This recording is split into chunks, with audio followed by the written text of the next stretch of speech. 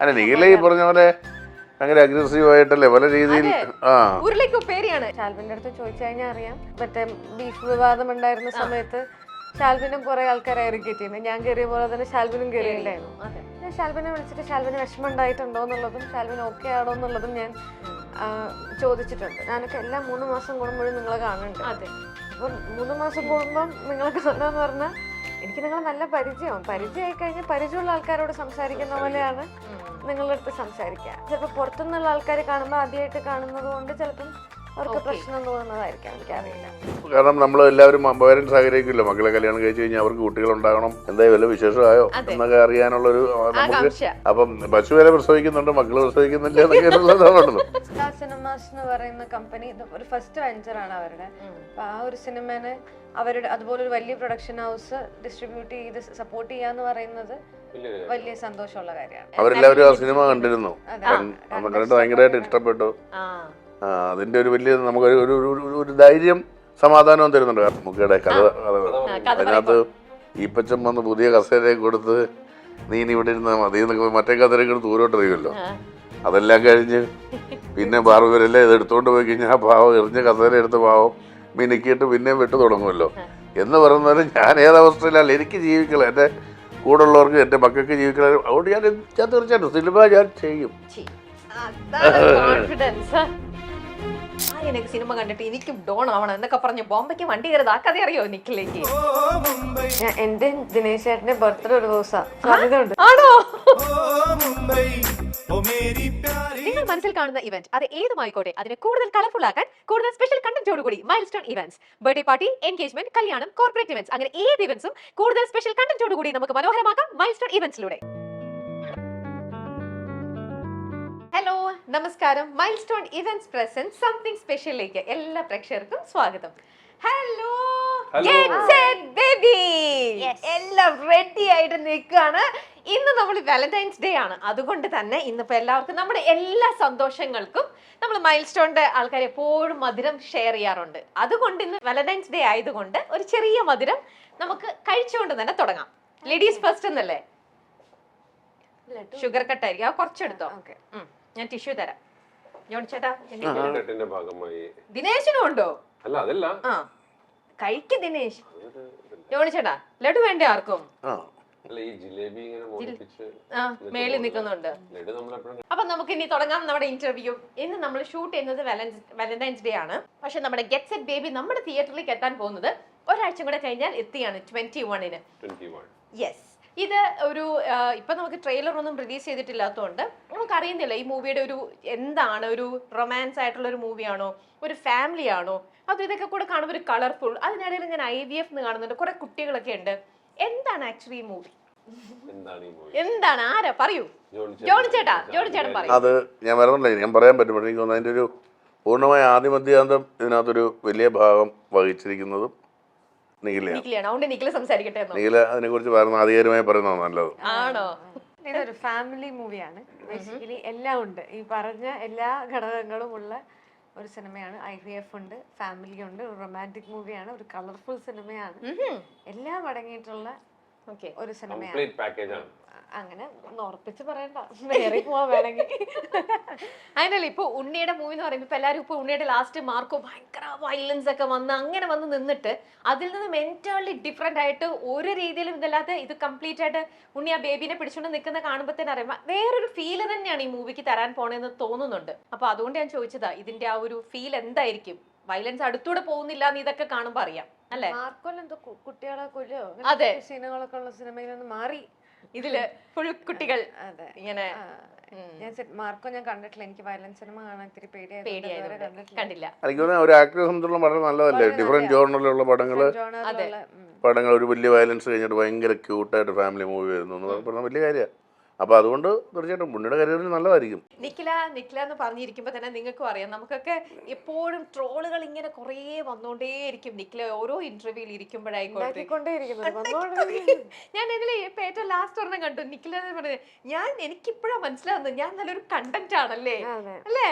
ഇങ്ങനെ കണ്ടന്റ് ആണ്, വളരെ എക്സ്ക്ലൂസീവ് ആണ്. നിഖില ചേച്ചിയുടെ കാണാറില്ലേ നിഖിലയുടെ ഓരോ കുറെ ട്രോളുകളും കാര്യങ്ങളും ഇത്തരൊക്കെ ഇങ്ങനത്തെ ട്രോളൊക്കെ വരുമ്പോ പൊതുവെ വീട്ടിലേക്ക് എന്താ നിഖില കമന്റ് ചെയ്യണം? അവര് കാണുമ്പോ എന്താ അവര് പറയാറുള്ളത്? ചിലതൊക്കെ വളരെ വിഷമിപ്പിക്കുന്ന കാര്യങ്ങൾ ഉണ്ടാവാറുണ്ട് അവർക്കും. ചിലതൊക്കെ അവരും ചിരിച്ചു തള്ളിവിടുന്ന കാര്യങ്ങളുണ്ടാവും. നമുക്ക് ശീലാവുന്നത് പോലെ തന്നെ ഒരു പരിധി കഴിയുമ്പോൾ അവർക്കും ശീലാവുമല്ലോ, അത്രേ ഉള്ളൂ. കാണുന്ന പോലെ ഉണ്ടാവില്ല. അതെ, ഇതില് വരുന്ന ഈ കമന്റ്സും കാര്യങ്ങളൊക്കെ നിങ്ങളൊക്കെ നോക്കാറുണ്ടോ? കമന്റ്സ് ഒന്നും നോക്കാറില്ല. എത്ര പോയി നോക്കി ഞാൻ നല്ലൊരു കണ്ടന്റ് ആണ്. കുറച്ച് കാലം നന്നായി ഓടിയ വേറെ ജോലിക്കും ചെയ്യാൻ പറ്റില്ല.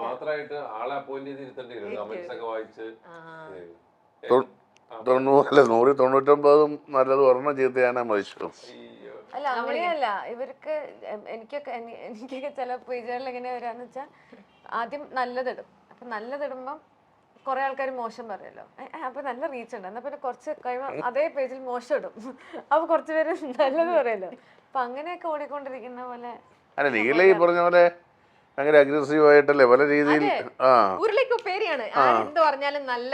അതൊക്കെ ഒരു കോൺഫിഡൻസ് ആണ്. എനിക്ക് തോന്നുന്നത് നിഖില തുടങ്ങിയ സമയത്ത്, നിഖിലിനെ പണ്ട് ഞാൻ തുടങ്ങിയ സമയത്ത് ഇന്റർവ്യൂ ചെയ്യുന്ന സമയത്ത് അന്ന് കുറേ കൂടെ ഒക്കെ എന്താ പറയാ, ഇത്രയ്ക്കും ഒന്നും ഇങ്ങനെ പറയാൻ അറിയില്ല, കുറച്ചും കൂടെ ഇതായിരുന്നു. പക്ഷെ അറിയില്ല എന്നല്ല, അപ്പോഴും ഞാൻ പറയുമായിരുന്നു, ഇന്റർവ്യൂവിൽ പറയില്ല എന്നുള്ളത് മാത്രമായിരുന്നു. പക്ഷെ അത് അനുഭവങ്ങളാണ് നമ്മളെ മാറ്റുന്നത് അല്ലേ? തീർച്ചയായിട്ടും നമ്മുടെ എല്ലാവരുടെയും ലൈഫ് എക്സ്പീരിയൻസ് ആണ് നമ്മളെ കൂടുതൽ സ്മാർട്ട് ആകണതും കൂടുതൽ ഇതേപോലെ. അല്ല, അങ്ങനെയല്ല ചേച്ചി. അതായത് നമ്മള് പോകെ പോകെ നിങ്ങളെ നമുക്ക് നല്ല പരിചയമാവുമല്ലോ. ഞാനൊക്കെ എല്ലാ 3 മാസം കൂടുമ്പോഴും നിങ്ങളെ കാണുന്നുണ്ട്.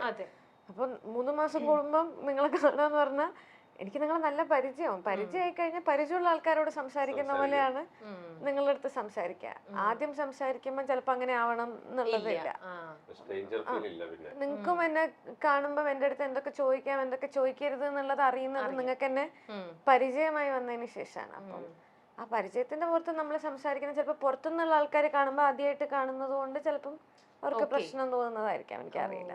അല്ല, നിഖിലയുടെ എനിക്കൊന്ന് ആറ്റിറ്റ്യൂഡ് കുട്ടികൾക്ക് ഇഷ്ടമാണ്. ഇപ്പൊ ഞാൻ പറഞ്ഞു എന്റെ മക്കൾക്ക് ഭയങ്കര ഇഷ്ടമാന്ന് പറഞ്ഞാൽ ഭയങ്കര ഇഷ്ടമാണ്. അതെ, വളരെ സ്മാർട്ട്. എനിക്കും എപ്പോഴും തോന്നും, ഞാൻ എന്തൊക്കെ കുഴപ്പിക്കുന്ന അവൾ പറഞ്ഞ് കറക്റ്റ് അല്ലേ, ഞാനും പറയും എന്ത് കറക്റ്റ് ആയിട്ടാ. നമ്മൾ ആരാണെങ്കിലും പറയണ പോലെ വളരെ കറക്റ്റ് ആയിട്ട് എല്ലാം ഓൺ ദ സ്പോട്ട് അപ്പൊ കറക്റ്റ് അങ്ങ് കൊടുക്കുക. പലപ്പോഴും ഇങ്ങനത്തെ അവസരങ്ങൾ ഭയങ്കര ഡിപ്ലോമസി പിടിച്ചിട്ട് ഒന്നും പറയാൻ അങ്ങനെ പറയാൻ ശ്രമിക്കാറില്ല അവള്. പക്ഷെ ഇങ്ങനെ പറയുമ്പോൾ എപ്പോഴെങ്കിലും നിഖിലിക്ക് ഇപ്പൊ ഇന്റർവ്യൂവിൽ ഇരിക്കുമ്പോ തന്നെ ആയിക്കോട്ടെ, ഏതെങ്കിലും ഒരു ഇന്റർവ്യൂ അയ്യോ അതിൽ ചെയ്യേണ്ടിയിരുന്നില്ല എന്നോ അങ്ങനെ ഒരു ബിറ്റർ എക്സ്പീരിയൻസോ അങ്ങനെ എന്തെങ്കിലും എപ്പോഴെങ്കിലും ഫീൽ ചെയ്തിട്ടുണ്ടോ? ഈ മൈൽ സ്റ്റോണിന്റെ കാര്യം തന്നെ പറയുകയാണെങ്കിൽ അങ്ങനെ തോന്നിയിട്ടുണ്ടോ? ഇല്ല, തോന്നിയിട്ടില്ല. ഷാൽബിനൊക്കെ എന്നോട് എന്നും നന്ദിയുള്ളവളായിരിക്കുമെന്ന് എനിക്ക് തോന്നാറുണ്ട്. അല്ല, ഞാൻ പറയാം ജനറലി അങ്ങനെ എന്തെങ്കിലും എന്നെ കൊണ്ട് അവർക്ക് എന്തെങ്കിലും ഒരു ബിറ്റർ എക്സ്പീരിയൻസ് ഉണ്ടായി എന്ന് തോന്നിയിട്ടുണ്ടെങ്കിൽ ഞാൻ കൃത്യമായി അഡ്രസ്സ് ചെയ്യാറുണ്ട്. ഇപ്പൊ ഷാൽബിന്റെ അടുത്ത് ചോദിച്ചു കഴിഞ്ഞാൽ അറിയാം, ഞാൻ ഷാൽബിനെ വിളിച്ചിട്ട് ഈ മറ്റേ ബീഫ് വിവാദം ഉണ്ടായിരുന്ന സമയത്ത് ഷാൽബിനും കുറെ ആൾക്കാരെ ഇറിറ്റേറ്റ് ചെയ്യുന്നത്, ഞാൻ കയറിയ പോലെ തന്നെ ഷാൽബിനും കയറിയിട്ടുണ്ടായിരുന്നു. ഞാൻ ഷാൽബിനെ വിളിച്ചിട്ട് ഷാൽബിന് വിഷമം ഉണ്ടായിട്ടുണ്ടോ എന്നുള്ളതും ഷാൽബിന് ഓക്കെ ആണോ എന്നുള്ളതും ഞാൻ ചോദിച്ചിട്ടുണ്ട്. പക്ഷെ മീഡിയ സ്വഭാവത്തിൽ നിങ്ങൾക്ക് അങ്ങനെ വരുന്നത് വലിയ സന്തോഷമുള്ളൊരു കാര്യമാണ്. നിങ്ങൾക്കത് റീച്ചാണ്, കണ്ടന്റ് ആണ്, നിങ്ങൾ കുറച്ചുകൂടെ പോപ്പുലർ ആവുകയാണ് എന്ന് പറയുന്നതിൽ നിങ്ങൾ സന്തോഷിക്കുന്നു എന്നുള്ളൊരു സ്പേസിലുള്ളത് കൊണ്ട് അത് വലിയ ബുദ്ധിമുട്ട് നിങ്ങൾക്ക് ഉണ്ടാക്കാറില്ല. പുറത്തുനിന്ന് ചിലപ്പോൾ ആൾക്കാർക്ക് കാണുമ്പോൾ നമുക്കറിയാലോ ഇത് ഇങ്ങനെയാണെങ്കിലാണ് ഈ ഇന്റർവ്യൂ എന്റർടൈനിങ് ആവുക എന്നുള്ളത് കൊണ്ട് നിങ്ങൾക്കും അതിന് അനുസരിച്ചിട്ടാണ് വ്യൂസ് പോവുക എന്നുള്ളത് കൊണ്ടും നിങ്ങൾക്ക് ഓക്കെയാണ് അത് കേൾക്കുമ്പോൾ എന്നുള്ളത് കൊണ്ട് ഞാൻ എന്റേതായിട്ട് വന്നിട്ടുള്ള എല്ലാവരുടെ അടുത്തും ഞാൻ വിളിച്ച് സംസാരിക്കാറുണ്ട്. അങ്ങനെ വൈറലായി എന്തെങ്കിലും ഒരു അവർക്കെതിരെ എന്തെങ്കിലുമൊക്കെ വരുന്നു എന്നൊക്കെ തോന്നിക്കഴിഞ്ഞാൽ ഞാൻ സംസാരിക്കാറുണ്ട്. നിങ്ങൾക്ക് ബുദ്ധിമുട്ടുണ്ടായിട്ടുണ്ടോ, പ്രശ്നമുണ്ടോ, അല്ലെങ്കിൽ ഇങ്ങനെയാണെന്നുള്ളത് അറിയാമല്ലോ അല്ലേ എന്നുള്ളത് സംസാരിക്കാൻ. ഈ പറഞ്ഞ പോലെ എന്നെ അറിയാവുന്നത് കൊണ്ട് അവർക്കും അത് ഒരു ബുദ്ധിമുട്ടായിട്ട് ഫീൽ ചെയ്തിട്ടില്ല ഇതുവരെ. ഓക്കെ. അപ്പൊ ഇപ്പൊ ഇത്തരത്തിലുള്ള ട്രോളുകളൊക്കെ കണ്ടു കഴിഞ്ഞിട്ട് നമ്മളിപ്പോ ഇതുപോലെ ഇന്റർവ്യൂവിന് വരുമ്പോൾ നിങ്ങൾക്ക് ഒബ്വിയസ്ലി അറിയാം എന്തായാലും ഈ ചോദിക്കാൻ വന്നിരിക്കുന്നവർ അതിനെ ബേസ് ചെയ്തിട്ടൊക്കെ ചോദിക്കുമായിരിക്കും. അപ്പോൾ ഞാൻ ഇത് ആൻസർ ചെയ്യാം, അല്ലെങ്കിൽ അവർ ചോദിക്കുമ്പോൾ ഇങ്ങനെ പറയാം, അങ്ങനെ ഒരു പ്രിപ്പറേഷൻ നടത്താറുണ്ടോ? ഇല്ല, അതൊന്നും ആലോചിക്കാറില്ല. നമ്മളൊരു ദിവസം ഇപ്പൊ തന്നെ ഞാനൊരു 5 ഇന്റർവ്യൂ 6 ഇന്റർവ്യൂ 5-ാമത്തെ ഇന്റർവ്യൂ ആണ് നിങ്ങൾക്ക് തരുന്നത്. ഇതിനിടയ്ക്ക് നമ്മൾ അങ്ങനെയൊന്നും ആലോചിക്കില്ലല്ലോ. ഓക്കെ, എല്ലാം വരുന്നോടത്ത് വെച്ച് കാണാം എന്നുള്ളൊരു അല്ല ഇത് ഭയങ്കര കൃത്യമായി ആലോചിച്ച് മറുപടി പറയുന്ന ഒരാളല്ല നീല. അങ്ങനെ ആലോചിച്ച് നിങ്ങൾ എന്ത് ചോദിക്കുന്ന അറിഞ്ഞാലല്ലേ നമുക്ക് ആലോചിച്ച് മറുപടി പറയാൻ പറ്റുള്ളൂ. ഓക്കെ. അതേപോലെ വേറൊരു പ്രത്യേകത ഈ മൂവിയിൽ കണ്ടത് ആശീർവാദ്, നമ്മുടെ ലാലേട്ടന്റെ ടീം തന്നെയാണ്, അല്ലെങ്കിൽ ആശീർവാദ് ആണ് ഗെറ്റ് സെറ്റ് ബേബി റിലീസ് ചെയ്യണത്, നമ്മുടെ നാട്ടിലേക്ക് ഡിസ്ട്രിബ്യൂട്ട് ചെയ്യണത്. എന്നാൽ നുണക്കുഴി എന്ന ജിത്തു ചേട്ടന്റെ ഒരു മൂവി നേരത്തെ ചെയ്തോളൂ എന്നാണ് എൻ്റെ ഒരു ഓർമ്മ. വേറെ എല്ലാം തന്നെ ലാലേട്ടന്റെ ആ മൂവീസ് മാത്രം ചെയ്തിട്ട് പുറത്തുനിന്ന് ഈ മൂവി ഇപ്പൊ ലാലേട്ടൻ കാണുകയുണ്ടായി. ലാലേട്ടന്റെ ഇതിന്റെ ട്രെയിലറിന്റെ സമയത്തും എല്ലാം ലാലേട്ടന്റെ ഒരു കണ്ണെപ്പോഴും ഉണ്ടായിട്ടുണ്ട്. ലാലേട്ടനും വളരെ പ്രിയപ്പെട്ട ഒന്നായിട്ടാണ് എനിക്ക് അറിയാൻ പറ്റിയത്. നിങ്ങൾക്ക് അതിനെക്കുറിച്ചുള്ള ഒരു എങ്ങനെയാണ് ആശീർവാദ് ഇതിനകത്തേക്ക് വന്നത്? ജോണി ചേട്ടൻ അതിനെക്കുറിച്ച് പറയാൻ പറ്റുമോ? എനിക്ക് പരിമിതമായ എൻ്റെ അറിവ് വെച്ചിട്ട് അവർക്ക് ഇതിന്റെ നിർമ്മാതാക്കൾ അവരുമായിട്ട് എന്തോ നല്ല ബന്ധമുണ്ട്. പിന്നെ നമുക്ക് വളരെ വേണ്ടപ്പെട്ട ഒരാളാണ് നമ്മുടെ പ്രൊഡ്യൂസർ ആയിട്ടുള്ള. നമുക്ക് വർക്ക് ചെയ്തവർക്ക് വളരെ സന്തോഷമുണ്ട്. കാരണം അതുപോലത്തെ റെപ്യൂട്ടഡ് ആയിട്ടൊരു കമ്പനി, അത് ഞാൻ പെരുമ്പാവൂരിനെ പോലെ ഒരു നിർമ്മാതാവ്, ഡിസ്ട്രിബ്യൂട്ടർ, അത് ലാലേട്ടൻ ഒരു സ്ഥാനത്ത് നിൽക്കുന്ന ഒരു കമ്പനി. അപ്പോൾ തീർച്ചയായിട്ടും ഭയങ്കര സന്തോഷമുള്ള കാര്യം. ഭയങ്കര സിനിമാസ് എന്ന് പറയുന്ന കമ്പനി ഒരു ഫസ്റ്റ് വെഞ്ചർ ആണ് അവരുടെ. അപ്പൊ ആ ഒരു സിനിമനെ അവരുടെ അതുപോലെ ഒരു വലിയ പ്രൊഡക്ഷൻ ഹൗസ് ഡിസ്ട്രിബ്യൂട്ട് ചെയ്ത് സപ്പോർട്ട് ചെയ്യാന്ന് പറയുന്നത് വലിയ സന്തോഷമുള്ള കാര്യമാണ്. ഓക്കെ, സിനിമയ്ക്ക് കുറച്ചുകൂടെ ഒരു വൈഡർ റേഞ്ച് ഓഫ് ഓഡിയൻസിലേക്കും ഒക്കെ എത്താൻ വേണ്ടിയിട്ട് അത് ഹെൽപ്പ് ചെയ്യും. കാരണം തിയേറ്റേഴ്സും കാര്യങ്ങളും ഒക്കെ ഉള്ളത് കൊണ്ട് തന്നെ. അതെ, എല്ലാവരും അത് ശ്രദ്ധിക്കുന്നു. അത് പെട്ടെന്ന് ഇതിനകത്ത് ലാലേട്ടൻ ഇല്ല, ലാലേട്ടൻ്റെ ഒരു രീതിയിലില്ല, പക്ഷെ എന്നിട്ടും ആശീർവാദ് എന്തുകൊണ്ടപ്പോൾ ഈ സിനിമ ചെയ്യുന്നു, അപ്പോൾ ഈ സിനിമയ്ക്ക് എന്തോ അതിനനുസരിച്ചിട്ടുള്ള എന്തോ ഒരു വാല്യൂ ഉണ്ട്. അങ്ങനെയുള്ള പ്രത്യേക ഒരു ആൾക്കാരുടെ ഒരു അറ്റൻഷൻ ഈ സിനിമയ്ക്ക് ഇപ്പൊ തന്നെ. അവരെല്ലാവരും ആ സിനിമ കണ്ടിരുന്നു, കണ്ടിട്ട് ഭയങ്കരമായിട്ട് ഇഷ്ടപ്പെട്ടു. അതിന്റെ ഒരു വലിയ നമുക്കൊരു ഒരു ധൈര്യം സമാധാനവും തരുന്നുണ്ട്. കാരണം ഇത്രയും പടങ്ങൾ ചെയ്തിട്ടുള്ള, കണ്ടിട്ടുള്ള, വിതരണം ചെയ്തിട്ടുള്ള, കച്ചവടം ചെയ്തിട്ടുള്ള ഒരു ടീം മൊത്തത്തിലൊരു സിനിമ കണ്ടിട്ട് ഞങ്ങൾ എടുത്തോളാം, ഞങ്ങൾ ഡിസ്ട്രിബ്യൂട്ട് ചെയ്തോളാം, അത് വലിയൊരു കാര്യമല്ലേ. ശരിക്കും ഭയങ്കര ഒരു ഇനിയിപ്പം എന്താ പറയാ പബ്ലിക്കിലെത്തി ആ ഒരു റെസ്പോൺസ് കിട്ടുന്നതിനെക്കാട്ടിലും ഇപ്പൊ നമ്മുടെ ഒരു എല്ലാവരും ഒന്ന് റിലാക്സ്ഡ് ആയി ആ ഒരു ഇത് വന്നപ്പോ തന്നെ അല്ലേ.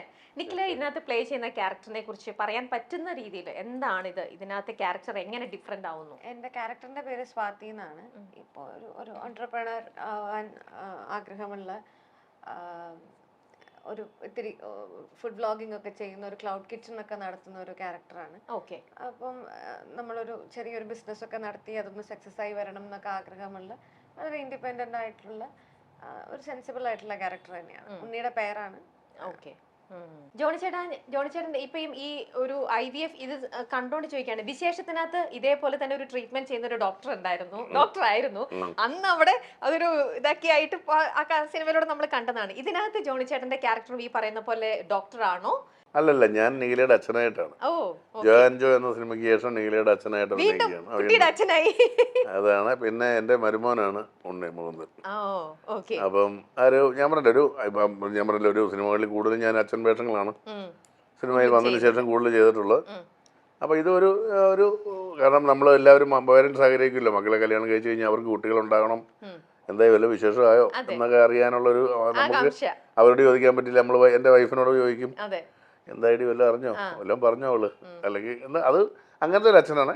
പിന്നെ രസമുള്ളൊരു കഥാപാത്രമാണ്. എനിക്ക് ഈ പറഞ്ഞ പോലെ ഒരു ഫാമും ഒക്കെ ഉണ്ട്. അതായത് നമ്മൾ പച്ചക്കറി കൃഷിയും ഒരു കർഷകശ്രീയൊക്കെ കിട്ടാൻ സാധ്യതയുള്ള കുറെ പന്നി ആടും ഒക്കെ വളർത്തുന്ന ഒരു നല്ലൊരു ക്ഷീര കർഷകനാണ് അങ്ങനത്തെ ഒരാള്. അപ്പം പശു വരെ പ്രസവിക്കുന്നുണ്ട്, മക്കള് പ്രസവിക്കുന്നില്ല എന്നൊക്കെയുള്ളതാണല്ലോ.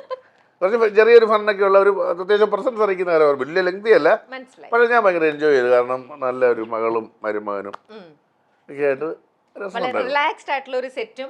പിന്നെ വളരെ നല്ല, ഞാൻ പറയാം, പിന്നെ വിനയ് ഗോവിന്ദ് നല്ല കാര്യങ്ങളെ കുറിച്ച് നല്ല ഈ മീഡിയയെ കുറിച്ച് നല്ല ധാരണയുള്ള ഒരു സംവിധായകൻ. വളരെ കംഫർട്ടാണ്. നമുക്ക് എന്താ വേണ്ടത് അത് മാത്രം കൃത്യമായിട്ട് എടുത്ത് നമ്മളെ കൃത്യമായ സൈഡിലേക്ക് നമുക്കൊരു സമാധാനം നല്ല അങ്ങനത്തെ എല്ലാ ഡേറ്റൈൽസും അങ്ങനെ തന്നെയാണ്. എങ്കിലും അതിൽ നിന്നൊരു പ്രത്യേക എനിക്ക് ഭയങ്കര ഇഷ്ടം തോന്നിയൊരു സംവിധായകനാണ് വിനയ് ഗോവിന്ദ്. ഓക്കെ. ഇപ്പൊ പറഞ്ഞ പോലെ ജോണി ചേട്ടൻ പല കുട്ടികളുടെയും അച്ഛനായിട്ട് സിനിമയിൽ അഭിനയിച്ചിട്ടുണ്ട്. അതിൽ ഈ കുട്ടിയാണോ ഏറ്റവും നോട്ടി ആയിട്ടുള്ള മോളായിട്ട് വന്നിരിക്കണേ, അതോ ഈ കുട്ടിയിൽ എന്താണ് ഒരു സ്പെഷ്യൽ ആയിട്ടുള്ളത്? അത് എനിക്ക് തോന്നുന്നു നമ്മുടെ പ്രേക്ഷകർക്ക് എന്താണ് നിഖിലയിൽ സ്പെഷ്യലായിട്ട് കാണുന്നത് അതാണ് അച്ഛൻ എന്നുള്ള രീതിയിൽ എനിക്കും നിഖിലയിൽ സ്പെഷ്യലായിട്ട്.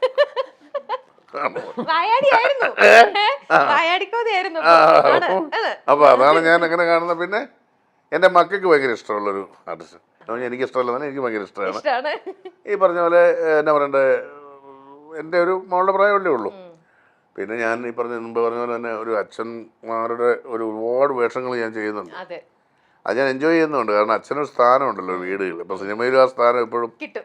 ഉണ്ടാവും. ആ. പക്ഷെ എനിക്ക് ഈ പറഞ്ഞ ഇപ്പോൾ അച്ഛന്മാർ ഈയിടെ ഞാനിങ്ങനെ സേഫായിട്ട് അച്ഛനായിട്ട് പോയിക്കൊണ്ടിരിക്കുമ്പോഴാ ഒരു വണ്ടി നിറച്ച് തന്തമാര് വന്നു. അപ്പഴ വാഴയോ ആ. വേണ്ട വേണ്ട അച്ഛന്മാരെ വേണ്ട. ഇവിടെ ഞങ്ങൾ മതി. വാക്ക് പറഞ്ഞിരുന്നെങ്കിൽ നന്ദന്മാരുടെ ഞാൻ തന്നെ സംസാരം. 4 5 അച്ഛനായിട്ട് അഭിനയിച്ചേനെ. അപ്പൊ എന്നൊക്കെ പറഞ്ഞ പോലെ പക്ഷേ ഞാൻ ഭയങ്കര എൻജോയ് ചെയ്യുന്നുണ്ട്. എന്തായാലും ഗെറ്റ്സ് ബേബി ഞാൻ വളരെ എൻജോയ് ചെയ്ത സിനിമയാണ്.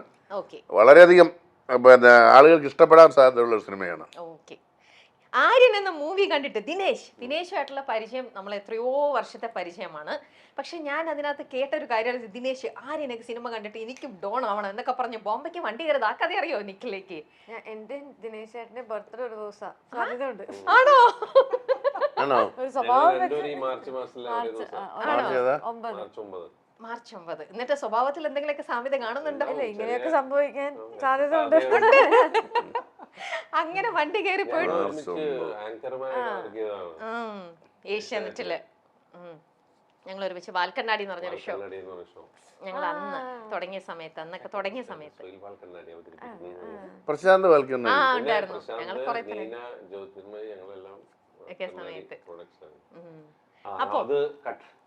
ഓക്കെ. അപ്പോൾ ദിനേശ് അന്ന് അങ്ങനെ ഗെറ്റ് സെറ്റ് ബേബിയിലേക്ക് എത്തുന്നു. അപ്പൊ അതിനു മുമ്പേ അങ്ങനെ ഒരു ഡോൺ ആവണമെന്നൊക്കെ പറഞ്ഞിട്ട് ബോംബെക്കൊക്കെ കേറി എന്നൊക്കെ കേട്ടിട്ടുണ്ട്. എന്നിട്ട് ആ ആഗ്രഹമൊക്കെ ഇപ്പൊ വിട്ടോ? അല്ല, ഞാൻ ഡോൺ ആയല്ലോ. ഞാൻ ബോംബെയിലെ തന്നെ ഡോൺ ആയിട്ട് അഭിനയിച്ചു. അത് നടന്നു. ഞാൻ ദാവൂദ് ഇബ്രാഹിമിനെ കുറിച്ചിട്ടുള്ള വെബ് സീരീസ് റിലീസായപ്പോ അതില് ബോംബെയിലത്തെ സൗത്ത് ഇന്ത്യൻസിന്റെ ഡോണായ വരദരാജ മുതലിയാരുടെ ക്യാരക്ടർ ഞാനാണ് അവതരിപ്പിച്ചത്. അപ്പൊ അത് ഫർഹാൻ അക്തർ പ്രൊഡ്യൂസ് ചെയ്ത ബംബൈ മേരി ജാൻ എന്ന് പറയുന്ന സീരീസ്. ഞാൻ പറഞ്ഞത് റിയൽ ലൈഫിൽ നടന്നില്ലെങ്കിലും റിയൽ ലൈഫിൽ നടന്നു.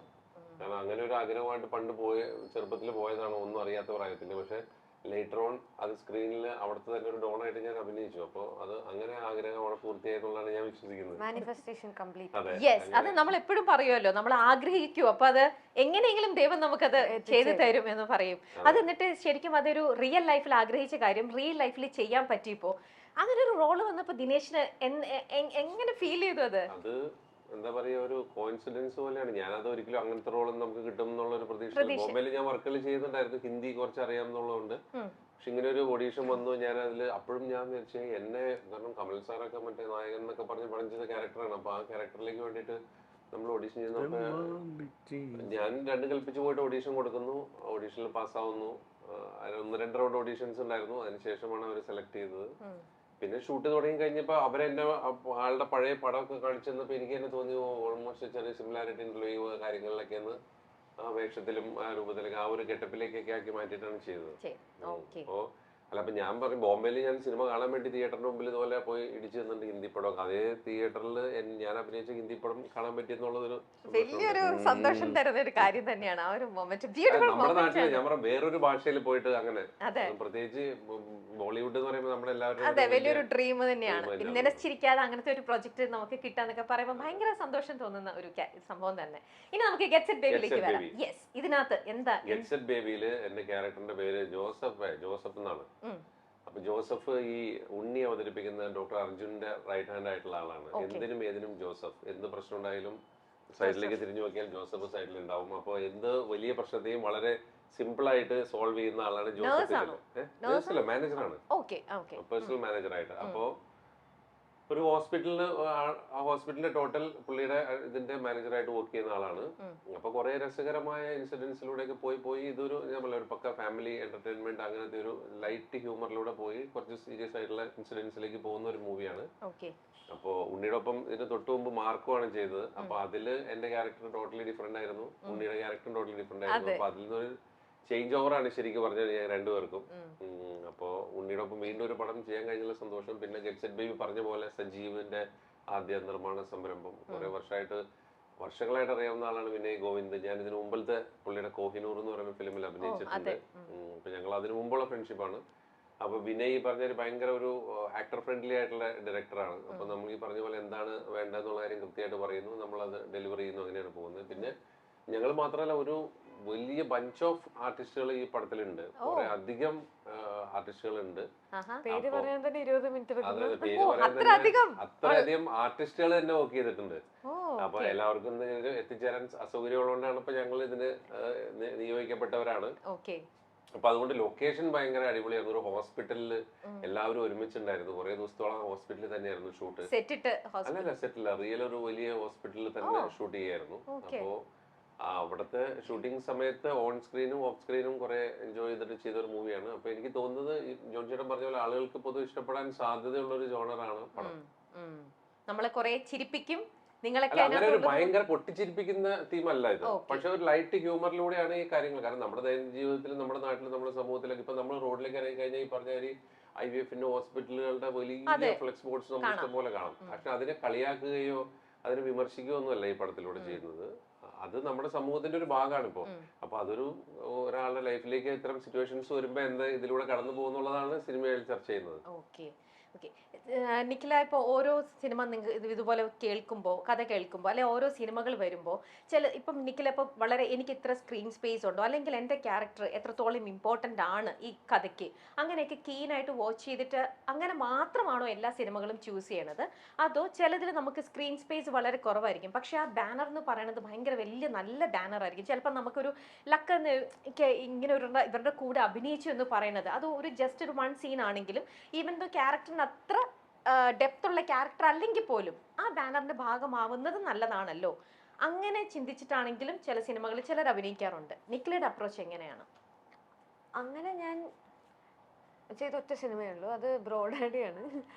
കോവിഡ് കഴിഞ്ഞ് നിൽക്കുന്ന സമയം, ഇപ്പൊ 3-4 കൊല്ലമായിട്ട് ഷൂട്ട് ചെയ്യുന്നില്ല, ലൊക്കേഷനിൽ പോകുന്നില്ല, സെറ്റ് കാണുന്നില്ല എന്നുള്ളൊരു ഇതില് ഇങ്ങനെ ഒരു ചെയ്യുമോന്ന് ചോദിച്ചപ്പം എനിക്കൊന്ന് രാജുവേട്ടൻ പോലും വിചാരിച്ചിട്ടുണ്ടാവില്ല ഞാൻ പോകുന്നത്. എസ് പറയുന്നത് ഞാൻ മറ്റേ വാവക്കയാണ് എന്നെ വിളിക്കുന്നത്, നമ്മുടെ അസോസിയേറ്റ് ഡയറക്ടർ. വാവക്ക അരവിന്ദനദികളിൽ വർക്ക് ചെയ്തിട്ടുണ്ടായിരുന്നു. വാവക്ക വിളിച്ചപ്പോൾ ഞാൻ പറഞ്ഞാൽ വരാം. അങ്ങനെയാണ് പോകുന്നത്. അപ്പം അതാ പറയാ, വെറുതെ നമ്മൾ വീട്ടിലിരിക്കുകയായിരുന്നു, ഒരു ഷൂട്ടിംഗ് ലൊക്കേഷൻ കാണണം എന്നുള്ളൊരു ആഗ്രഹത്തിൽ ചെയ്ത സിനിമയായിരുന്നു ബ്രോഡാഡി. അതല്ലാതെ ഗസ്ട്രോളുകൾ വരുന്ന സമയത്ത് എന്തെങ്കിലും മൊത്തം കഥയിൽ അവരുടെ ക്യാരക്ടറിന് എന്തെങ്കിലും പ്ലേസ്മെന്റ് ഉണ്ടോ എന്ന് നോക്കാറുണ്ട്, അല്ലാതെ ചെയ്യാറില്ല. ഓക്കെ. ജോണി ചേട്ടാ, ഇപ്പോൾ ജോണി ചേട്ടൻ മുമ്പേ സൂചിപ്പിച്ചിരുന്നു ഒരുപാട് അച്ഛന്മാർ ഇപ്പം അധികം വരണ്ട, ഞങ്ങൾ ഇവിടെ നിന്ന് കംഫർട്ട് സോണിൽ നിൽക്കണു എന്നുള്ളത്. ഈ ഒരു കോമ്പറ്റീഷൻ, അല്ലെങ്കിൽ ശരിക്കും പറഞ്ഞാൽ ഈ ഒരു ഷെൽ ലൈഫ്, അത് മെയിൻ ലീഡ് ചെയ്യുന്ന ഏതൊരു ക്യാരക്ടർ ചെയ്യുന്ന ആൾക്കാർക്കാണെങ്കിലും ലീഡ് റോൾ ചെയ്യുന്നവർക്കാണെങ്കിലും നമ്മൾ സിനിമയിൽ കാണുന്ന ഒന്നാണ്. ചില ആക്ടേഴ്സിന് ആ ഒരു ഷെൽ ലൈഫ് എന്ന് പറയുന്നത് നമുക്ക് കാണാം. കുറച്ച് നാൾ കഴിയുമ്പോൾ അവർ നമ്മളവർ കാണുന്നില്ല. അവരെ നല്ല കഴിവുള്ള ആൾക്കാരായിരിക്കാം, പക്ഷെ പിന്നെ എങ്ങനെയൊക്കെയോ അവരെ നമ്മൾ ചിലർ പിന്നെ കുറേ നാളുകൾക്ക് ശേഷം വരുന്നു, അല്ലെങ്കിൽ ചിലർ അങ്ങനെ അങ്ങ് പോയി പോകുന്നതായിട്ട് നമുക്ക് കാണാം. അങ്ങനത്തെ ഒരു അതിൽ വിശ്വസിക്കുന്നുണ്ടോ ജോണി ചേട്ടനും? നമുക്കത് എനിക്ക് തോന്നിയൊരു കാര്യം, എല്ലാം ഇപ്പം ഞാൻ സംവിധായകനായിരുന്നു, നടനായി എന്നൊക്കെ പറഞ്ഞ പോലെ തന്നെ ഒരു ഭാഗ്യമാണ് നല്ല വേഷങ്ങൾ കിട്ടുക എന്നുള്ളത്. അതിലപ്പോൾ നമ്മുടെ ഫ്രണ്ട്ഷിപ്പിലൂടെ ആയിരിക്കാം, നമ്മുടെ സൗഹൃദങ്ങൾ വേറെ ഉള്ള ബന്ധങ്ങളിലൂടെ ആയിരിക്കാം, അല്ലെ ചിലപ്പോൾ ചില എഴുത്തുകാരന് തോന്നാം എനിക്കായിട്ട് അയാൾ ചെയ്യണം എന്ന് തോന്നാം, അല്ലെങ്കിൽ അയാളെ കൊണ്ട് ചോദിച്ചാൽ നന്നാവുമെന്ന് തോന്നാം, അല്ലെങ്കിൽ ഗ്രൂപ്പ് ഡിസ്കഷൻ അയാൾക്ക് കൊടുത്താലോ എന്ന് തോന്നാം. ഇപ്പം അങ്ങനെ ഇപ്പോൾ നമ്മൾ ഇപ്പോൾ പാൽത്തു ജാനൂറിലെ വേഷം അവർ ഗ്രൂപ്പായിട്ട് എനിക്ക് 3 ക്യാരക്ടേഴ്സ് ഉണ്ടായിരുന്നു, ആ വേഷം ജോണി ചേട്ടൻ ചെയ്യട്ടെ എന്ന് അവർ തീരുമാനിച്ചതാണ്. അപ്പം അങ്ങനെ ചിലപ്പം നമുക്ക് നല്ല റോളുകൾ അങ്ങനെ വന്നു ചേരാം. ഇത് റോള് കിട്ടുക എന്നുള്ളത് നമ്മൾ നടനായി എന്നൊക്കെ പറയുന്ന പോലെ തന്നെ ഒരു വലിയ കാര്യം തന്നെയാണ്, നല്ല റോളുകൾ കിട്ടുക എന്നുള്ളത്. പിന്നെ നമ്മളെ സംബന്ധിച്ചിടത്തോളം ഇതൊരു ജീവിത ഉപാധിയാണ്. ഞാൻ ഇങ്ങനെ പടങ്ങൾ ചൂസ് ചെയ്ത് സബ്ജക്റ്റ് കേട്ടൊന്നും, ഞാൻ ഫ്രീ ആണെങ്കിൽ എല്ലാ സിനിമകളും ഞാൻ ചെയ്യും. ക്യാരക്ടേഴ്സ് നോക്കും, നമുക്ക് എവിടെയെങ്കിലും എനിക്ക് ഇഷ്ടമില്ലാത്ത എന്തെങ്കിലും, അങ്ങനെ പടം വേണ്ടെന്ന് വെച്ച പടങ്ങളുമുണ്ട്, എന്തെങ്കിലും ഒരു സംഭവങ്ങളോ എനിക്ക് ഉൾക്കൊള്ളാൻ പറ്റാത്ത എന്തെങ്കിലും കാര്യങ്ങളുണ്ടെങ്കിൽ മാത്രമേ ഞാൻ ആ ക്യാരക്ടർ വേണ്ടെന്ന് വെക്കുള്ളൂ. അല്ല ഞാൻ എല്ലാ പടങ്ങളും ചെയ്യും. കാരണം ജീവിതം പിന്നെ ഇവിടെ നിലനിൽക്കുകയോ ഉണ്ടാവുമോ ഇല്ലയെന്നൊന്നും നമുക്ക് പറയാൻ പറ്റില്ല. പക്ഷേ ഒരു കാര്യം എനിക്ക് വിശ്വാസമുണ്ട്, ഞാൻ സിനിമയിലുണ്ടാവും. കാരണം എനിക്ക് സംവിധാനവും ഞാൻ എന്തെങ്കിലുമൊക്കെ ചെയ്ത് അത്യാവശ്യം ഞാനിവിടെ ഉണ്ടാവും. അതുകൊണ്ട് ഒരിക്കലും ഈ മേഖലയിൽ നിന്ന് ഞാൻ മാറിപ്പോകുന്ന ഞാൻ ഒരിക്കലും വിശ്വസിക്കുകയില്ല, എൻ്റെ മനസ്സിനെ പറഞ്ഞ് പഠിപ്പിക്കത്തുമില്ല. കാരണം ഇവിടെയൊക്കെ ഉണ്ടാവും. ഞാൻ എവിടെ ആക്ടിങ് അല്ലെ ഡയറക്ഷൻ, ഞാൻ ഇതിൽ തന്നെ ഉണ്ട്. ഓക്കെ. ഈ കുറെ നാൾക്ക് ശേഷം ഇപ്പം എത്രയോ നല്ല സിനിമകൾ തന്നിട്ട് കുറെ നാളുകളായി ഇപ്പൊ ഡയറക്ഷനിലേക്ക് പോകുന്നു. ഇപ്പം ആക്ടിങ് മാത്രം ജോണി ചേട്ടൻ എൻജോയ് ചെയ്തുകൊണ്ടിരിക്കുക. പക്ഷെ കുറെ നാൾ നമുക്ക് അറിയാവുന്ന ഒരു പണിയാണെങ്കിൽ പോലും നമ്മൾ ചെയ്യാതിരുന്നിട്ടേ പിന്നെ നമുക്കത് ചെയ്യാന്ന് പറയുമ്പോഴത്തേ നമുക്ക് ആർക്കാണേലും നമുക്ക് തോന്നുന്നൊരു അയ്യോ എനിക്കിനി അതിനൊരു കോൺഫിഡൻസ് ഉണ്ടോ അങ്ങനെ, അല്ലെങ്കിൽ നമുക്കൊരു കോൺഫിഡൻസ് കമ്മിയായിട്ട് തോന്നുക, ഇനി എന്നെ കൊണ്ട് അത് പറ്റുമോ, ഇന്നത്തെ മേക്കിങ്ങും രീതികളും കാര്യങ്ങളും എല്ലാം മാറിക്കൊണ്ടേ ഇരിക്കുകയാണ്. അങ്ങനത്തെ ഒരു ഫിയർ എപ്പോഴെങ്കിലും അപ്പൊ തട്ടിയിട്ടുണ്ടോ? ഇല്ല, അങ്ങനൊന്നും ഇല്ല. ഇപ്പം നമ്മളിപ്പോൾ എനിക്ക് തോന്നി ബാർബർ മറ്റേ നമ്മുടെ പടമില്ലേ നമുക്കിടെ കഥ അതിനകത്ത് ഈപ്പച്ചൻ വന്ന് പുതിയ കസേരയെ കൊടുത്ത് നീ ഇനി ഇവിടെ ഇരുന്നാൽ മതി എന്നൊക്കെ മറ്റേ കസേരയൊക്കെ ദൂരോട്ട് എറിയുമല്ലോ. അതെല്ലാം കഴിഞ്ഞ് പിന്നെ ബാർബരെല്ലാം ഇത് എടുത്തുകൊണ്ട് പോയി കഴിഞ്ഞാൽ ആ പാവം എറിഞ്ഞ കസേര എടുത്ത് പാവം മിനുക്കിയിട്ട് പിന്നെയും വെട്ട് തുടങ്ങുമല്ലോ എന്ന് പറയുന്നത് ഞാൻ ഏതവസ്ഥയിലല്ല എനിക്ക് ജീവിക്കണം, എൻ്റെ കൂടെ ഉള്ളവർക്ക് എൻ്റെ മക്കൾക്ക് ജീവിക്കണം. അതുകൊണ്ട് ഞാൻ തീർച്ചയായിട്ടും സിനിമ ഞാൻ ചെയ്യും. കോൺഫിഡൻസ്. ഗെറ്റ് സെറ്റ് ബേബി എന്ന് പറയുമ്പോൾ എന്തുകൊണ്ട് ഇപ്പൊ ആൾക്കാർ കാണണം എന്നുള്ളത് നിങ്ങൾ ഓൾറെഡി മെൻഷൻ ചെയ്ത് കഴിഞ്ഞു. വളരെ റിലാക്സ്ഡ് ആയിട്ടുള്ള നമ്മളെല്ലാം ആ ഒരു മൂഡിലേക്ക് തന്നെ കൊണ്ടുവരുന്ന ഒരു സിനിമ തന്നെയായിരിക്കും. എല്ലാവർക്കും ഇഷ്ടപ്പെട്ട കുറെ ആർട്ടിസ്റ്റുകളുണ്ട്.